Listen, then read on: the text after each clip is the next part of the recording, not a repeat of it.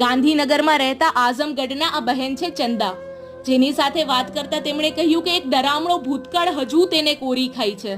જ્યારે તે 13 વર્ષના હતા તેની માએ કહ્યું કે જા ચંદા, રાશન લઈ આવ, હું તારા માટે ખાવાનું ગરમ કરું. પણ એ માનું ગરમ કરેલું ખાવાનું આજ સુધી ઠંડુ થતું રહ્યું, જેને તે ખાઈ ના શક્યા. રાશન લેતી વખતે 4 લોકોએ તેમને પકડીને ગાડીમાં બેસાડી દીધી અને અવાવરી જગ્યાએ કોઈકના ઘરે સોંપી દીધી, જ્યાં લોકો તેની પાસે કામ કરાવતા. ચંદાબહેને કહ્યું કે જ્યારે હું 18ની થઈ, મને વેચી દેવાની વાત મારા કાને પડી. હું ખૂબ જ ગભરાઈ ગઈ, પણ ઉપરવાળાએ મારી પ્રાર્થના સાંભળી ને એક ગાંધીનગરના નેક વ્યક્તિ, તેઓએ રૂપિયા આપી મને આ દર્દનાક જીવનમાંથી મુક્ત કરી. અહીં આવી તેમણે મારી સાથે લગ્ન કર્યા. આજે હું મારા પતિ અને બાળકો સાથે ખૂબ જ ખુશ છું.